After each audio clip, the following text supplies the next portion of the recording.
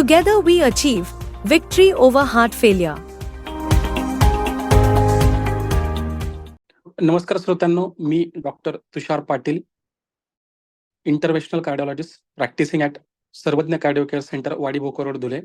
तर श्रोत्यांनो, आज आपण आपल्या हार्ट फेल्युअर विषयी काय प्रमुख लक्षणं असतात, त्याबद्दल काय काळजी घ्यायला हवी, आपल्या रक्तातील चरबीचे प्रमाण तसेच इतर घटकांचे प्रमाण किती असावे याबद्दल आज आपण माहिती घेणार आहोत. तर मित्रांनो, हृदयाचे अपयश म्हणजेच हार्ट फेल्युअर लगेच लक्षात येणं फार कठीण असतं. परंतु जसा जसा हृदयावरचा ताण वाढत जातो किंवा आपण अधिक परिश्रम करतो, त्यावेळेस या हार्ट फेल्युअरची लक्षणं आपल्याला दिसायला लागतात. तर हार्ट फेल्युअर मधलं पहिलं लक्षण म्हणजेच चालताना दम लागणे, पायावरती सूज येणे, तसेच पोटामध्ये फूल भरल्यासारखे वाटणे किंवा भूक कमी लागणे, अशा प्रकारची लक्षणं आपल्याला दिसू लागतात. जर समजा आपल्याला आधी हृदयविकाराचा झटका वगैरे आला असेल, तर चालताना छातीत दुखणे किंवा छाती भरून आल्यासारखे वाटणे, ज्यावेळेस आपण उताने झोपायचा प्रयत्न करतो, त्यावेळेस श्वास घ्यायला त्रास होणे, अशा प्रकारची लक्षणं आपल्याला दिसू लागतात.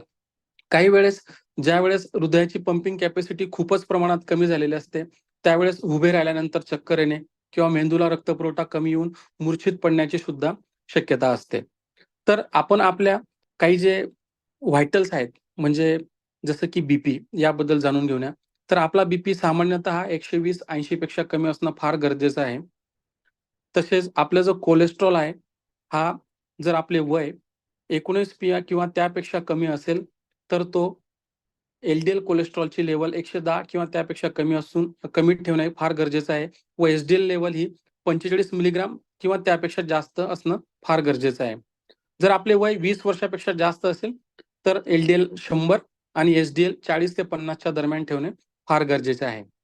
त्याचबरोबर आपल्या हृदयाची जी गती आहे, याबद्दल सुद्धा आपल्याला माहिती असणं फार महत्वाचं आहे. जर समजा आपण रेस्ट करत असू किंवा काही कामात नसू, तर आपली हृदयाची नॉर्मल गती ही 60 ते 80 असणे फार महत्वाचे आहे. ज्यावेळेस आपण मॉडरेट एक्सरसाइज करत असू, त्यावेळेस ती 100 ते 120 दरम्यान असते. जर समजा आपण रेस्टिंग पोझिशनमध्ये असताना सुद्धा जर आपली हृदयाची गती ही 80-90 किंवा त्याच्या वर जात असेल, तर त्यावेळेस आपण आपल्या हृदयाच्या पंपिंग कॅपॅसिटी बद्दल जाणून घेणं फार महत्वाचे आहे. नॉर्मली हृदयाची पंपिंग कॅपॅसिटी ही 55 ते 60 दरम्यान असते. परंतु ज्यावेळेस पंपिंग कॅपॅसिटी ही 50% खाली जायला लागते, त्यावेळेस आपल्याला हार्ट फेल्युअरचे सिम्प्टम्स म्हणजेच आपल्या जे कमकुवत हृदयाची जी लक्षणं आहेत, ती आपल्याला दिसायला लागतात. म्हणून मित्रांनो, ॲक्टिव्ह राहणं फार महत्वाचं आहे. डायबिटीस, ओबेसिटी, हायपरटेन्शन हे जे आजार आहेत, हे हृदयविकारासाठी कारणीभूत ठरतात आणि काही कालांतराने हार्ट फेल्युअरचे सिम्प्टम्स आपल्यात तयार करतात.